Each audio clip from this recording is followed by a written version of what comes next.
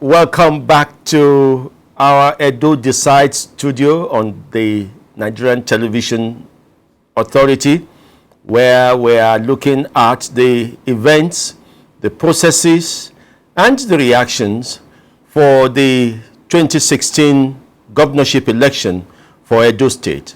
I remain yours, Femi Okeowo, with the pleasure of welcoming you to the Abuja studio. And still with me in the Abuja studio are AIG Alkali Baba Usman, the Assistant Inspector General, Federal Operations Force Headquarters, Nigerian Police. You're welcome again to Edo Decides. Thank you. It is my pleasure. And we still have with me Jide Ojo, a columnist, the writer, a development consultant, and a regular face on the Nigerian Television Authority. Welcome, Mr. Ojo. Thanks for having me. Good evening, viewers. And we are still smiling all the way, not to the bank this time, but still to the polls, and still impressed with what we are hearing. And in the course of this section, we shall be going again to where the action is in Benin, and where we expect to have an update of situations on the ground.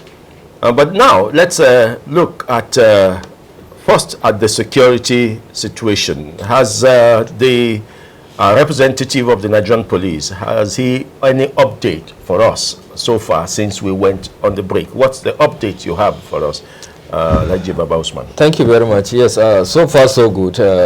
From the reports I'm having in Edo, the entire Edo election, some had been concluded and some are about to be concluded. There are pockets of problems that most of them have been surmountable.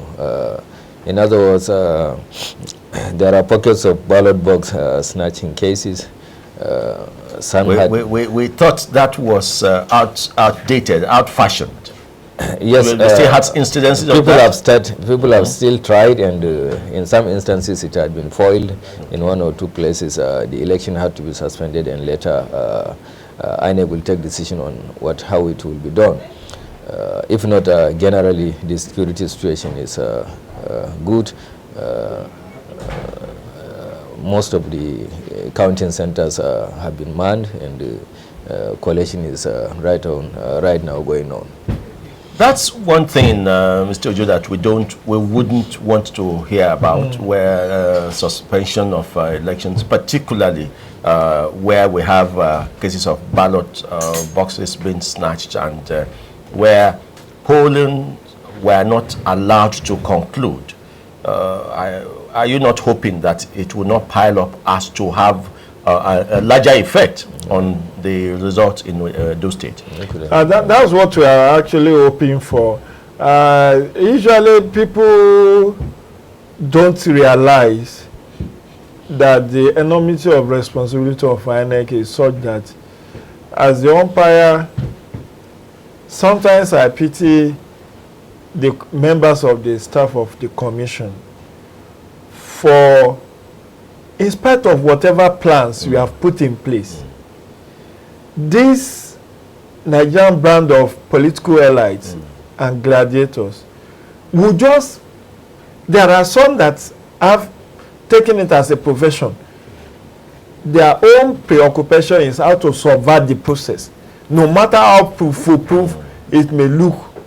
Because if we have this enormous number of security agents, in excess of 50,000 cumulatively, policing 18 local governments and maybe 4,000 polling units, yet you still have people who are so audacious as to go and snatch ballot materials.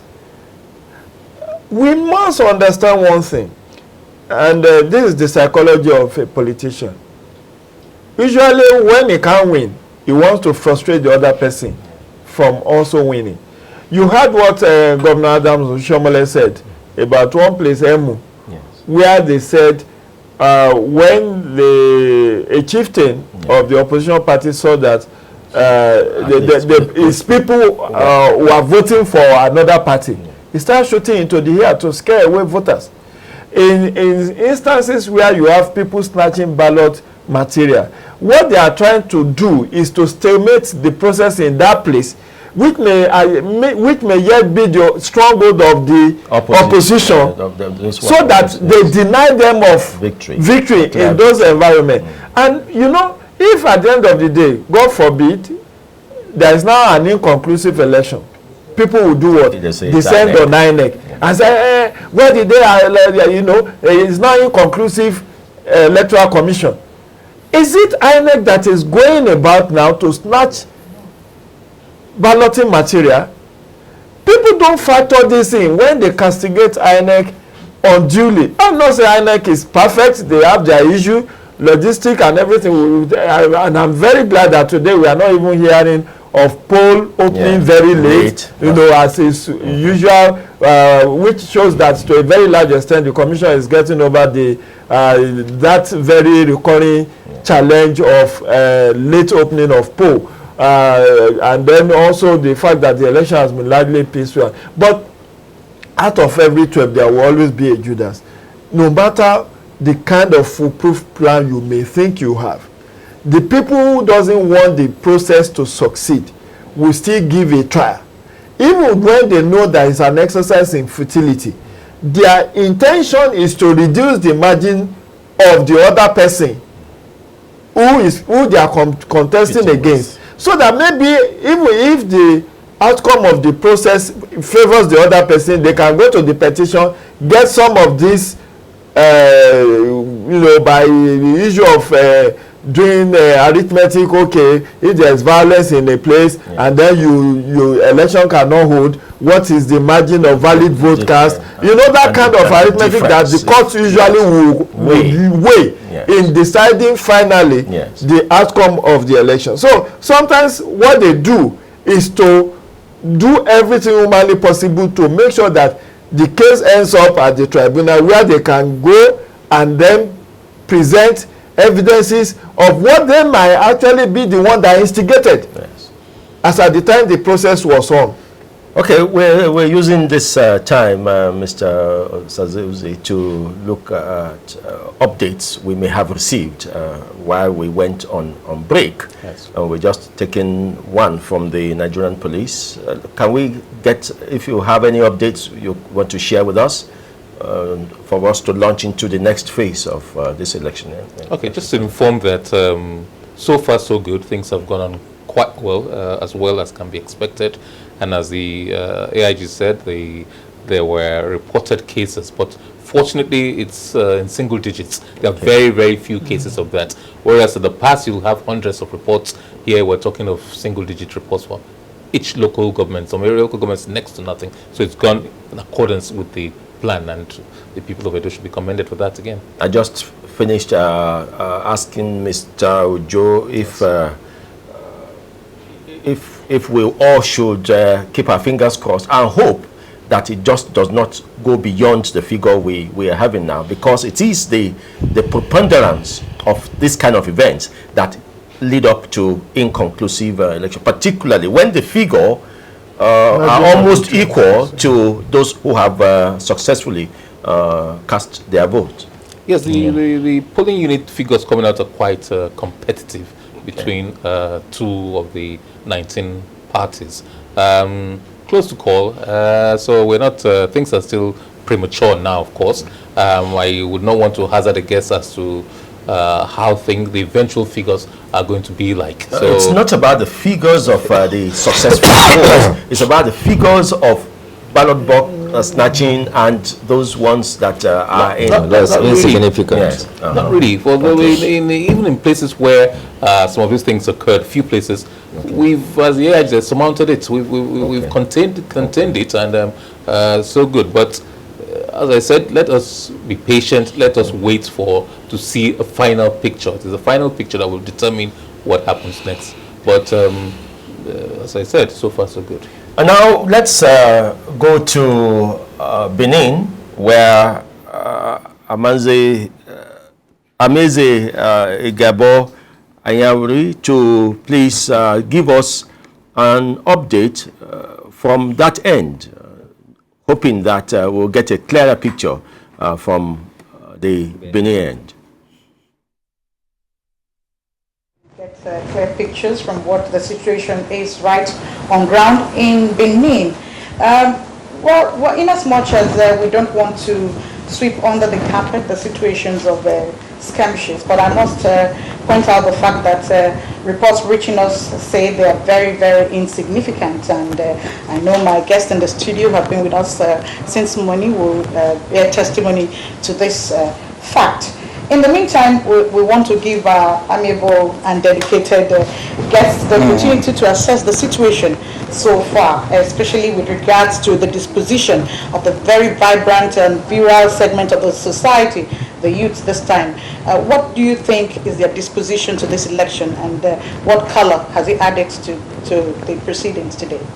Well, I think listening to fellow, I say, observers and commentators on what has happened so far, I am still of that optimistic hue that what has happened so far, as Christian and believer, we must thank God for it.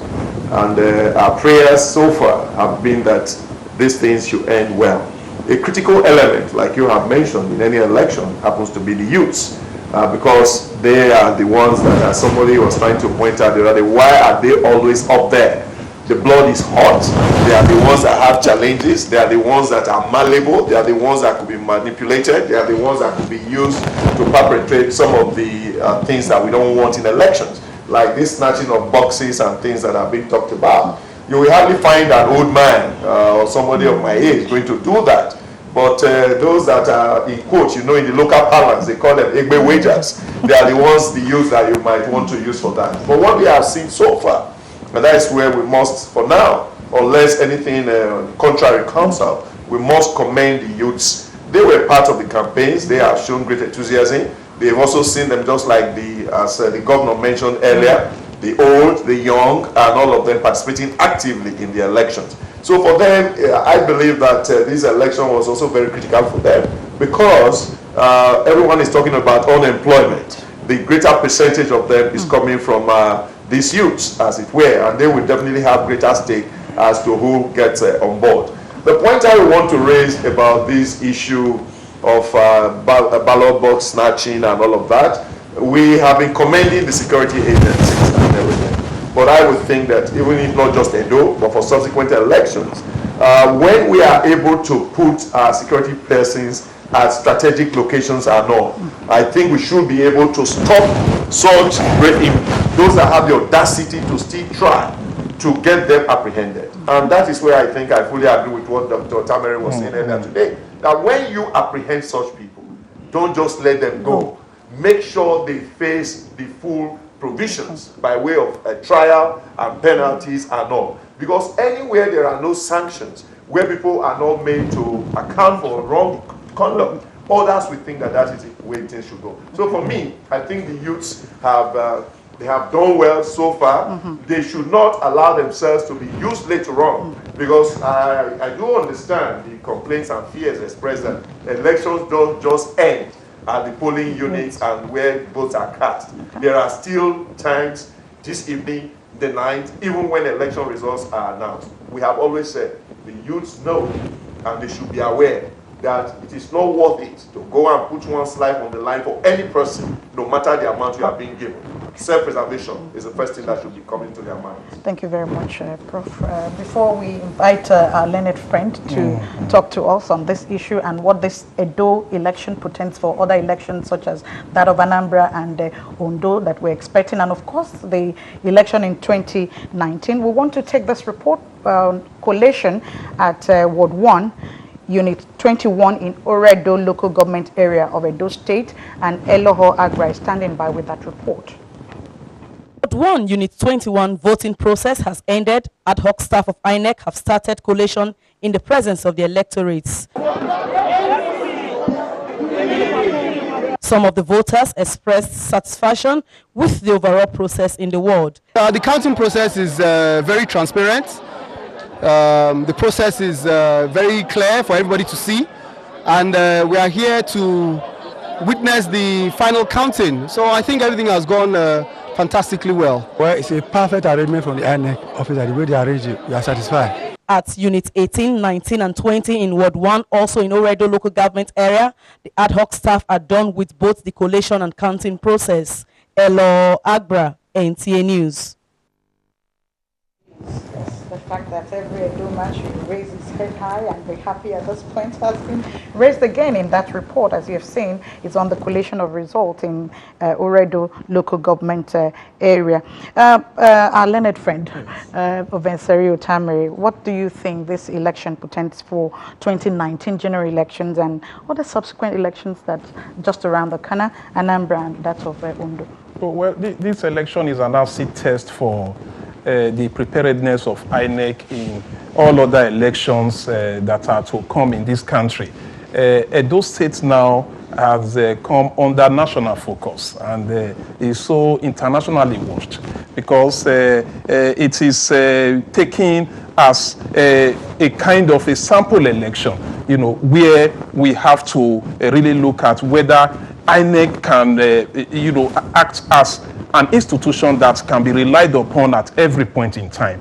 And I am happy that, at this election, Edo election, we have a built-up institution of INEC. We are not just listening to the name of somebody like Professor Jega as the chairman. What does he have to say before things can move on and all of that? You have polling agents doing their job. You have presiding officers doing their job. You have collation officers who I believe are on standby now, and not even a word have we gotten from the resident electoral commissioner, and that means that things are well, and that is why we are not really going to burden him with such a solution to problems. So, and this is what we have always advocated, that building an institution, is far better than having just one strong individual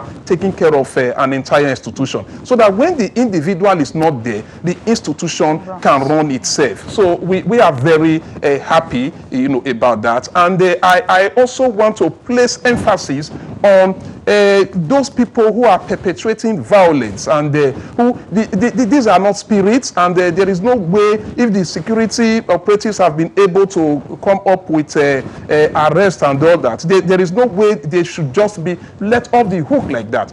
Prosecution of these electoral offenders should take place, and they should be effectively handled. Like I earlier on observed that the Electoral Act has made provision for, it has kind of incapacitated the Nigerian police from prosecuting, even though they can investigate. Prosecution has to be with INEC, and INEC lacks the necessary manpower to do the prosecution. But I believe that if such manpower is straightened, and if there is a way issues are fashioned out, in such a manner that, these persons are prosecuted, that will serve as deterrent to others. Because a peaceful process that is highly commendable, in this regard, just being truncated by few ambitious individuals who feel that they can subvert the will of the people, it should be dealt with thoroughly. And I believe that we can do better if we really put such measures in place.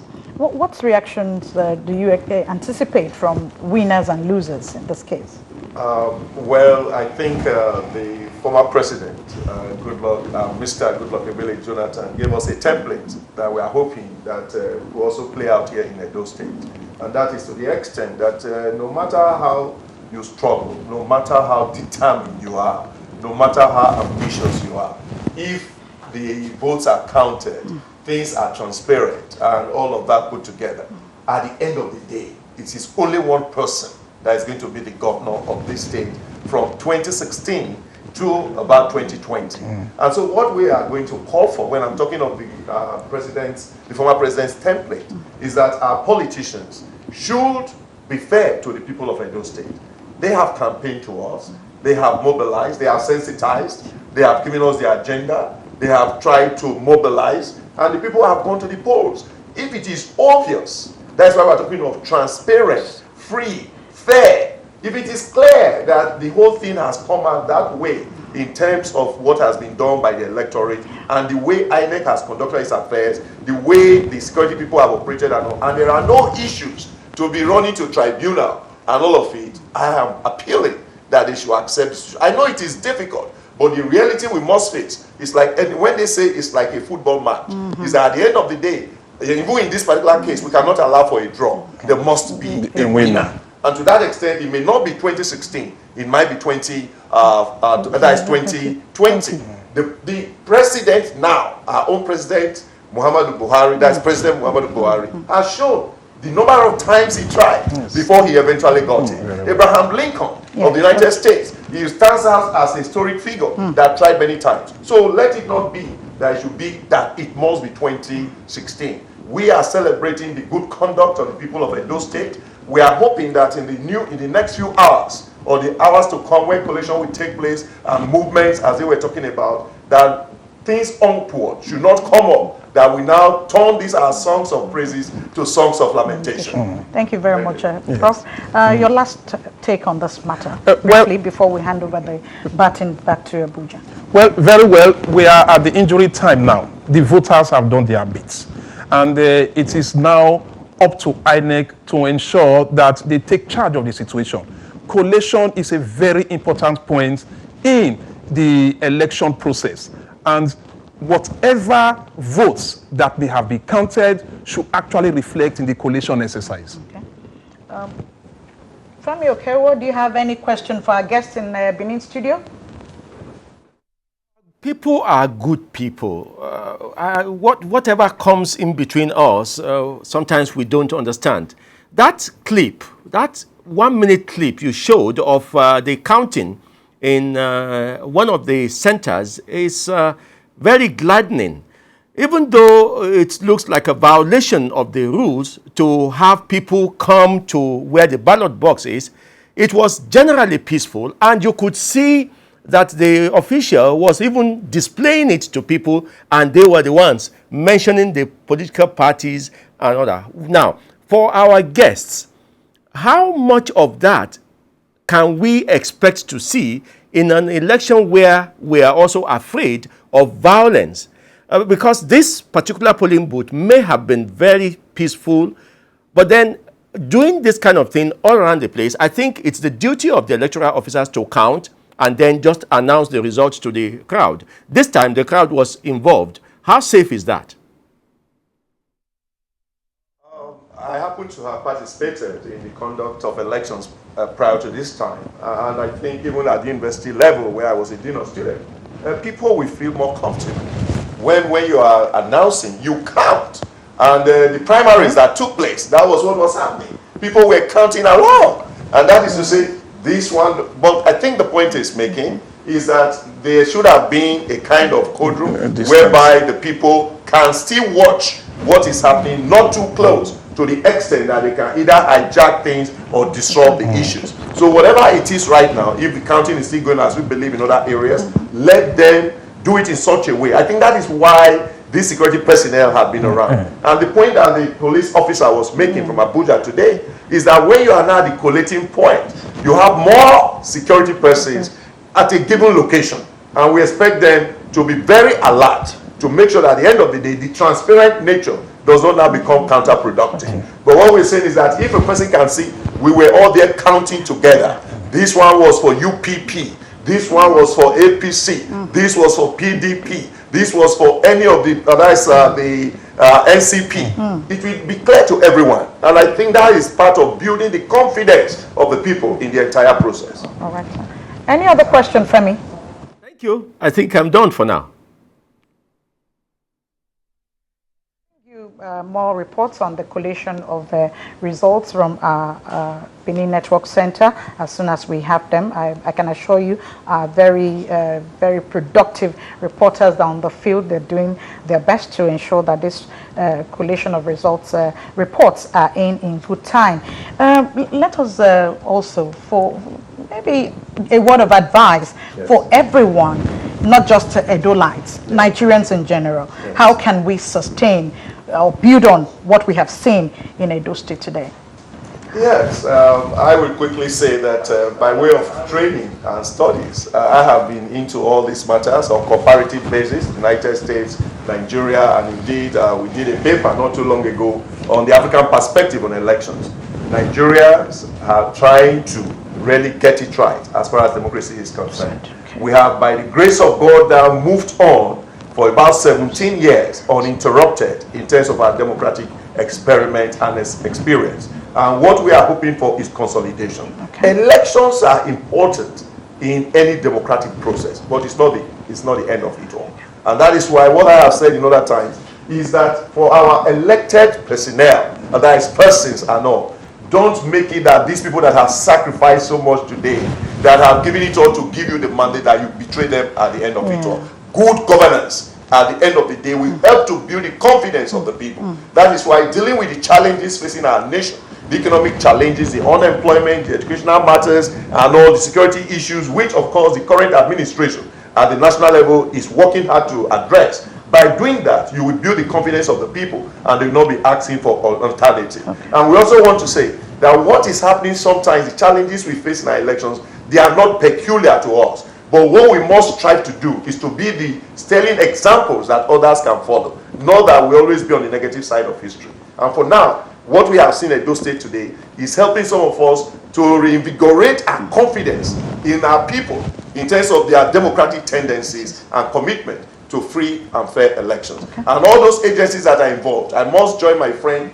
in commending INEC under the current chairman. That is, we are not hearing his name so much, talking of Mahmoud Yakub and all of it, that those things we were hearing, because it was sometimes becoming embarrassing.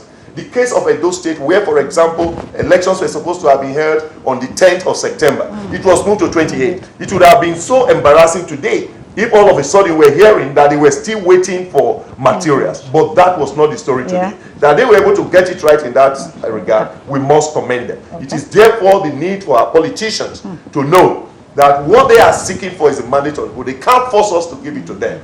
Talk to us. If we give it to you, then rule us well. We must domesticate this issue of good governance to Edo people. Yes. Whoever takes the baton of leadership in this election, what should be his or her focus, judging from the economic potentials that are bound in the state. Before you do that, I'd like to take a report coming in from Owan East. There's an election has taken place peacefully, Owan East and West, and sorting and counting of votes has commenced. However, low turnout characterized the exercise in Uzeba, RUOC, and environs. Otame, very well. So, how can our leader or the person who eventually becomes the governor of Edo State, maximize the potentials, economic potentials that are bound to deliver on good governance? Well, the beauty of the gubernatorial election in this state is that all the political parties, particularly the major parties and their candidates, actually have robust manifestos, and they appear to me quite prepared, whoever emerges, to really face the challenges of the office. And it appears that they are also well grounded on the scheme of things. And if we look at the two major candidates, for example, we have no doubt that they also know the challenges facing the state. They also know, where the extent governance has taken us to right now and the potentials in the state. I have taken my time to look at the manifestos of these key players in this election, and whoever emerges, I expect that he must have at the back of his mind that the passion of the people to put him in office, is such that those people should not be disappointed, and the people are really yearning for governance, improved governance, for better economic advancement of this state. Talking about employment, talking about creating enabling environment for small and medium scale businesses to thrive, because the downtrodden who are who form about 80% of the voters are really the people that are yearning for improved governance in our state. And so I am very sure that whoever emerges from these from these candidates, of the parties, will eventually know that he has a lot to do to better the lots of the state. Okay, maybe Prof will give us the specifics on the agriculture and tourism potentials of Edo State. Well, like the barrister has mentioned, these have been articulated in some of the documents, manifestos that have been given by the parties. Yes, taking it more than the documents. Exactly. The point I want to raise here is that this is a national issue. The national issue is that of the reorientation in terms of expectations of how you can really run. For too long, we just got waiting for Abuja sharing of revenue. But I think Edo State was already moving away from that direction. So it's one of the few states, as it stands now, that is not totally dependent on what is coming from Abuja. Therefore, what our new government must be looking at is how to on that. And they're talking of these tourist attractions in Akoko Edo area, in Owan area, and some of those areas. There are places you can't really run to. Benin, as it stands out in history. 15th century, the Portuguese were coming here and were commending about the great achievements of the people of Benin, where they were saying that Benin City, as it then was, could compete even with Famosa Street in the area of Portugal and others put together. And we know the artworks of Benin are still there to bring people here. So security becomes important because one of the things that has worked against us, unfortunately, until recently, was that there was this feeling of insecurity to the extent that people were almost scared of coming in. Because if you are not sure that you'll be safe, you will not come in. And in addition to that, of course, are the great economic and agricultural potentials of our state. Before this time, we had the Warake farms, we had the Agbede farms, some of these places that were running, but all of a sudden, they have been neglected for a while. It is the hope of the people that these must be resuscitated. And when we are talking of agriculture, I'm one of those that we say, we are not just talking of subsistence agriculture. It is more of the agro-based, by which whatever you produce, there must be improvements that will now make it something that can bring others to be part and parcel of the system. And again, of course, everyone knows that in the area of Akoko Edo, Esako, and all, you have the cement areas already where some of these things are coming up. Again, a good area, talking of rice, and we are saying, talking of specifics, that these areas need to really be revitalized so that more people can get engaged, and by so doing, you would have broadened the economic base of the state. Because our youth, Edo State is one of the highest in terms of production of graduates, and once you have people you are churning out from the industry, from the schools, and they are not engaged, then of course you are creating a pool of those that will become a threat to the peace of the state. And of course we are also advocating now that our youth, there's a need for reorientation in terms of the whole idea of entrepreneurship, where the small scales and all of those things, industries should be the main fulcrum on which the economy of the state should be based. And finally, of course, is that if the environment is right, you cannot get investors into the place. And making it right is that the infrastructure must be consolidated on, because the point remains, whether you love the governor that is going in November or not, there has been an improvement as far as the infrastructural base of our state is concerned. There is the need for consolidation in that direction and even improvement, so that in terms of light, in terms of water, in terms of the roads and all of that, there will be a better environment where investors can come into the state.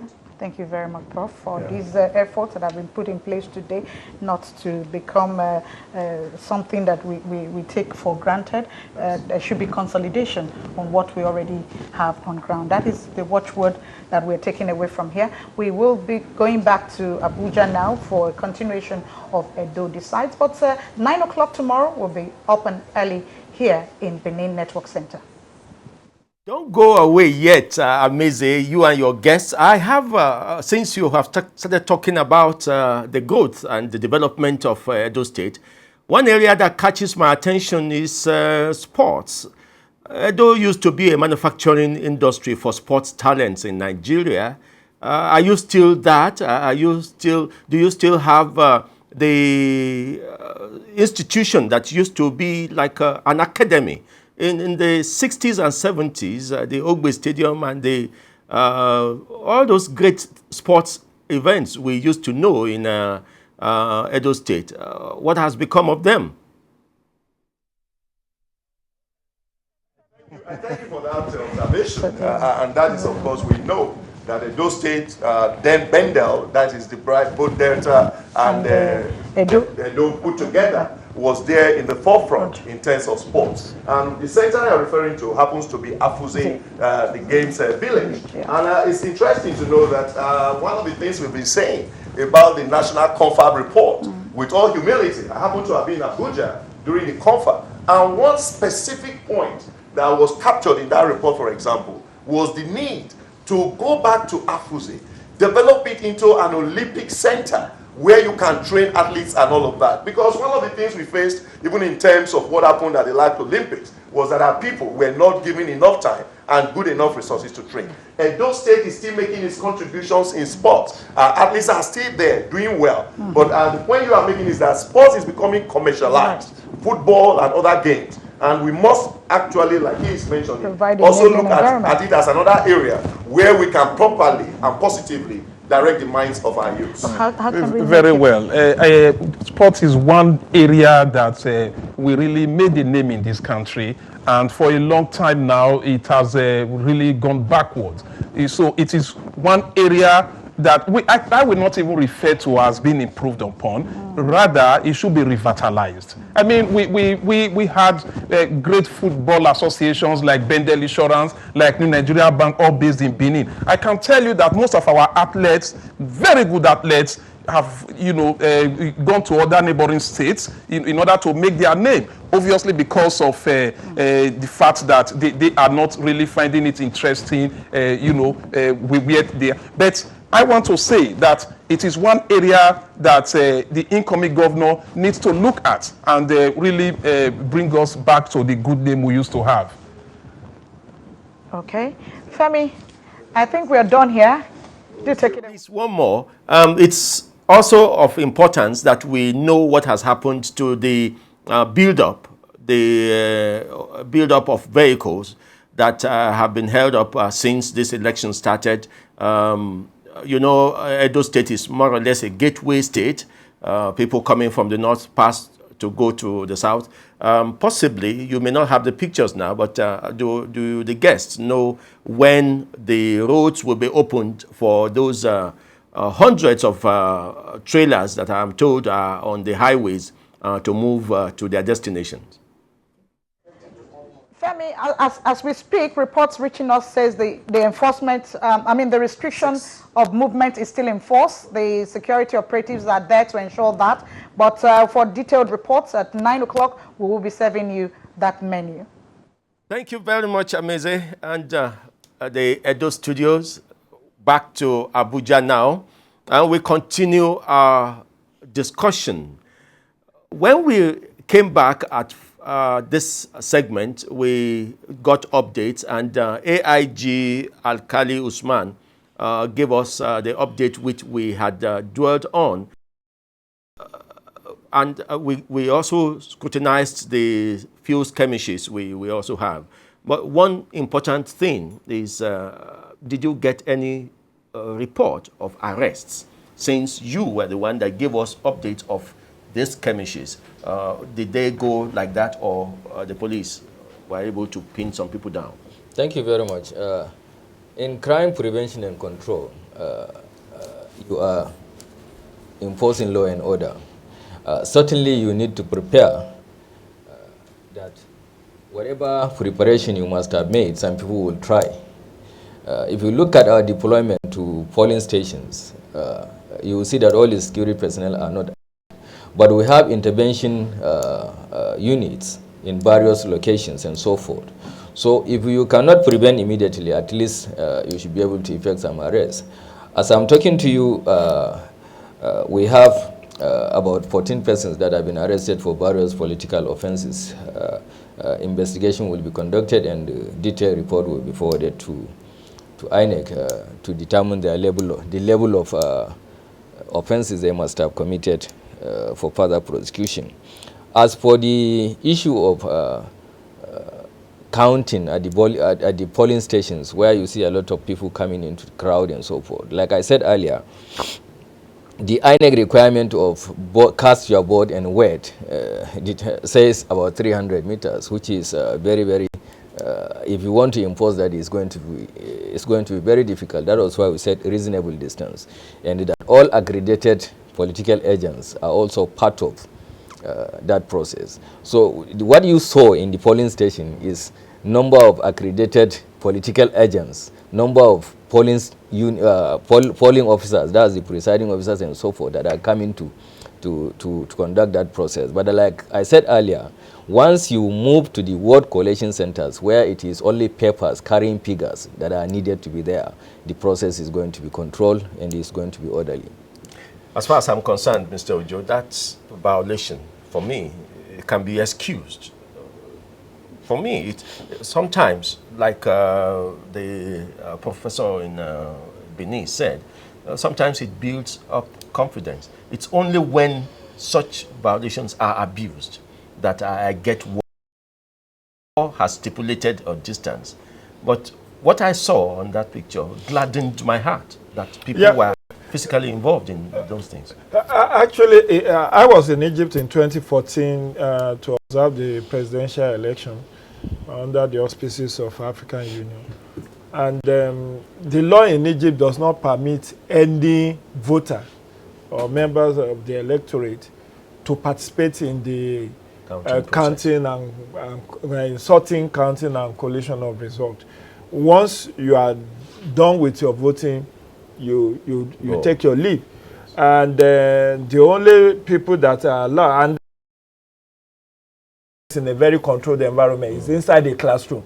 All their polling units are inside classrooms, and they use the national ID cards to vote. So there is no national register of voter in Egypt. So and of course their classrooms are well lit, and there is no issue with electricity, which is part of what we are grappling with here. I'm painting this picture to show you the dilemma that INEC faces, because if, let's assume that the election is holding in a classroom as it happens in Egypt, then you will have had a controlled number of people observing that process. But be that as it may, it was part of confidence building mechanism to show that INEC has nothing to hide. If you want to stay behind, which is not compulsory, it's optional, it's at your discretion, you may wish to observe the sorting, the counting and announcement of result at polling unit. You are within the law in as much as you keep your peace. What the law has also done as a measure of checks and balance is that if anybody at any point in time in that electoral process is found to be fomenting trouble or trying to undermine the process, the presiding officer is at liberty to ask the security agent on duty to bundle the person out of the place. And we saw over time in Nigeria, Nigerians have always been very, very passionate about seeing through the entire process of electioneering. In 2015, I recall that even when we left here around 10 p.m. or during the presidential elections, I saw within this axis, as I was going on, Nigerians using the full light of their vehicles to help INEC to count. They did it because elections drowned into the night, which was not initially envisaged, and of course everybody has to be attended to. So Nigerians were those who brought their generator, those who do not have generator to bring, use the full light of their vehicles to project light illumination for the counting of the process. So Nigerians have always been known to assist INEC in its arduous task of conducting elections. Even during the continuous voter registration exercise, you find out that we have, by error of omission or commission, the commission the electoral umpire does not have electricity generator, or maybe the battery of the registration the data capturing machine was running flat too often. They assist. They bring at their own expense without charging the commission. So what we have seen over time, which should be commended, is the passion and the support that Nigerian electors have always demonstrated. It doesn't start from under the current administration. It has been there from time. But again, word of caution. Yes. we cannot say, because in a very large percentage of the areas it's usually very peaceful. There is still that within the, I don't know whether it's the guideline or the act that says there should be a kind of demarcation, a cordon, with I think something like cellophane, colored cellophane, where it's the polling unit is cordoned off, so people stay at some distance to observe what is going on. What is not permitted, which is risky, is when you are too close to the sensitive polling materials which is being processed, because then you can smuggle things in, you can remove something, and then nobody will be wiser as to who has conducted that. So it's always important to stress to the poll officials that a respectable distance needs to be kept anytime that electorates of voters wants to participate in the process. Like the AIG said, 300 meters is like you are not just there. What will you see in 300 meters away? Okay. But reasonable distance, maintain, because then you are giving space, sufficient space. You are not blocking anybody's view. Everybody has equal opportunity to see what is going on. So I've seen in my own experience of election observation, which has spanned different Africa and even America and Nigeria over since 1999. I've been observing elections in Nigeria. I've seen instances where some presiding officers will even ask the voter whether they should admit a particular ballot paper that's in dispute. Yes. Is it okay? Did it complete for this party? I think that is taking it too far, because the electorates do not have a role to play in determining whether a particular ballot paper should be accepted or should be rejected. It is only the party agents, which they are allowed to field, to accredit, that can raise objection about a particular ballot paper or not. But out of enthusiasm, out of the fact that, okay, in the spirit of transparency and accountability, I've seen that happen in a number of places where they say, is it accepted? Is it okay? Is it valid or invalid? Should we reject? Is it spoiled? No. That's taking transparency too far. Just like we saw with one of the candidates earlier today, where when he wanted to cast his ballot, he opened it for the press to take a picture of. I don't think that is okay, because we are dealing with secrecy in balloting. Open secret balloting system is what is in operation. Final word on this matter. You're an INEC official. What ran through you when you saw that event, the activity? Absolutely nothing. Okay. Absolutely nothing new. Okay. I'm amazed that you're making an issue out of it, because that has almost always been what has happened in most places in the country. The 300 meters the IG referred to is 300 meters to do certain things. Certain things, if you do certain things within 300 meters, you might be committing an offense. If, for example, you blare siren, or you wear an apparel showing the insignia or the badge or the acronym of a political party, within 300 meters, you are committing an offense. So you are allowed to stay as long as you're of good behavior. And it's such that the presiding officer has a lot of powers. If he feels you're disruptive of the process, he can actually ask the security personnel on ground to walk you out. And if you refuse to go, you can be arrested. So he has some powers. He has a discretion over how he manages. The most powerful person, the INEC chairman, the president. Nobody can tell a young man or young lady, a youth couple that you see there, what to do or what not to do. As long as he's following the rules. Only a monitor can say, look, you should do this or you should do that. If he's going outside of the rules. But he's the manager of his polling units. He guides proceedings there. He takes the best course of action in dealing with all issues arising therefrom. And it's part of the process of transparency. We even encourage them to do that, to get people involved. And the more light you shed on the process, the less likelihood of there to be problems. But sometimes when they're too close, you do have problems of maybe somebody seeing that he's an agent or a voter seeing that his preferred candidate or party is not doing as well as he ought to do. He might be desperate enough to want to do things. That's why we say don't crowd. Allow people, allow light, allow everybody see the process. Throw more light on it. Don't crowd the thing and don't do anything untoward because the presiding officer can and usually would ask you to. When they're well behaved, it's better for everybody, and everybody, even the winner. One party might score more than the other, one candidate might score more than the other, but everybody's a winner because you have seen the process, democracy in action. We're we're beginning to wind up, and it's the day is getting spent. What, by the stages of election, what are we to begin to expect from 5 o'clock, 6 o'clock, 7 o'clock, and possibly to tomorrow morning?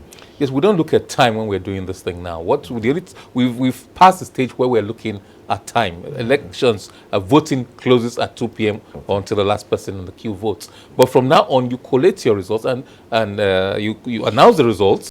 And again, the presiding officer is by law enjoined to announce the results in a loud voice to the hearing of all present. He has a duty, he must do that. And then after announcing it, he gives the political, the candidates, the agents of the political party and candidates there, gives them copies, asks them to sign, endorse it, and gives them and the policeman a copy. And then he pastes the results in the polling unit. From there, they all proceed. The agents, the security personnel, and the presiding officials go to the next level of collation, the ward level, collate the results. Some collated results are already coming out for some wards. And from there, you go to local government where everybody does, and finally to the state collation center from all the local governments. Don't forget that we have to factor in traveling time. And some local governments are within 30 minutes, 10 minutes of Ikbobauka, for example, and they go within almost within the Benin metropolis. But you have places like Agenegbode in Esako East that can take sometimes probably up to 2 hours for it. So even when they finish collation, you have to allow for some time for people to transfer results from the local government collation center to the state capital, to the state collation center in Benin City, where the returning officer, the resident electoral commissioner, the national commissioner there will be there to receive the thing. And then I know that the NTA cameras are there to receive, and again, to show transparency, receive the results, collate them, and eventually announce. And if a winner has emerged, has satisfied all the conditions, then make a return. Now, let's go back to the arrests made, at least the ones we know authoritatively now. Having monitored elections for a long time, how much of the aftermath of such arrests have you known of, Mr. Ojo? Well, there's no gainsaying the fact that arrest is just the first point of dealing with the issue. There will be investigation. The AIG said it earlier. It's not just arresting, you have to investigate. Are they working in cahoots with some other groups, or is it a syndicate, or is it a lone action and all whatnot? Did they actually commit that crime? Can we find it in the status book with which to prosecute this person? So the police will do that. They have the power to effect arrest and to investigate, after which they transfer the file to INEC for prosecution.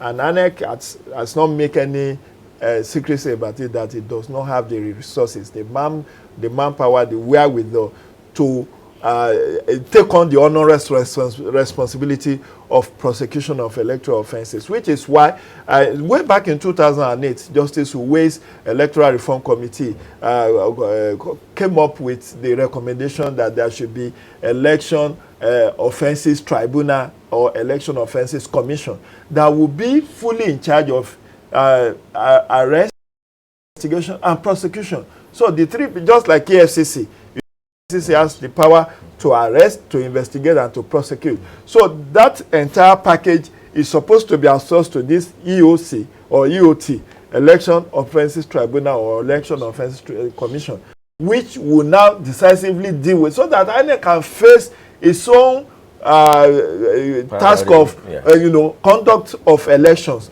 But that is not to say INEC has not done anything. To the best of my knowledge, it's just that it's very insignificant, the number of convictions they have been able to get because of lack of resources, and sometimes there is issue of cooperation. It has to be interagency cooperation. Remember, the police or the security agencies effects the arrest, does the investigation. They can't put a timeline on that, because they may say we have to do a thorough investigation. Yeah. So before the files are passed on to INEC, and in some instances, the IPO may not be from that state. Remember now, out of these 25,000 that the police deployed, most of them are from outside of Edo. Yes. So they have gone to their own station, possibly on transfer to other duties somewhere. Then So there may be no witnesses. Yeah. The witnesses may not be able to come forward to substantiate the claims. And you know, these are criminal allegations. Yes. If you allege, you must prove. So where you don't have, so there are a number of issues along that path which has hindered the electoral body from being on top of his game in terms of prosecution. Finally, on this segment, Mr. Uzi, the last time we spoke, the former chairman of INEC even said that they had put forward like a bill before the National Assembly to have some of these issues addressed in terms of prosecution of electoral crimes. Do you have an idea of how far this has gone in terms of helping us to rejig the Electoral Act as it concerns that particular area? Yes, no, we did not propose a bill as such, but after the Ways committee report, draft bill was presented to the National Assembly, but regrettably nothing was done about that. When it came to public hearings and submission of memos to the National Assembly for Electoral Reform, INEC also submitted proposals, not in form of a bill, but suggestions to the National Assembly, which has a constitutional duty and responsibility to amend our laws. And also, I'm aware that presently in the Assembly, there are several bills seeking to amend the Electoral Act, and one of the proposals which INEC has put forward and which other people have also put forward is the establishment of this commission. But in my personal view, the establishment of a commission or a special tribunal to deal with such issues is not necessarily a cure-all. It's a first step. It's a long process. GD has outlined some of the other challenges, apart from saying INEC does not have the capacity. And it is true, several people have actually been prosecuted successfully, contrary to what the barrister from the Benin Studios said earlier. Mjibre's state constituency in Kano, for example, I'm aware that 40-something people, the police and the INEC legal officers, successfully prosecuted over 40 people who were electoral offenders who were arrested, you know, and but that was reported, but not so as widely reported as it ought to be. And it's a drop in the ocean, as Julie says, and we agree. And furthermore, not only should we prosecute those who are physically doing those things, but more importantly, those brains behind or the sponsors of those. But you see, other challenges arise. One of which, most important, is this: yes. How many people are ready to further take the pains of going to make statements to the police following the prosecution? We will deal with this in depth when we come back to you again. For now, we'll allow the election process to continue in Edo State.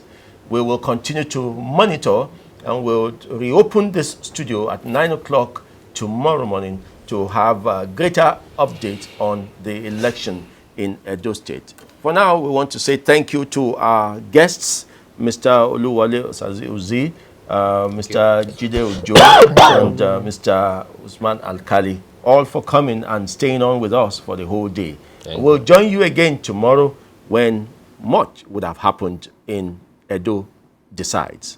Thank you for being part of this program.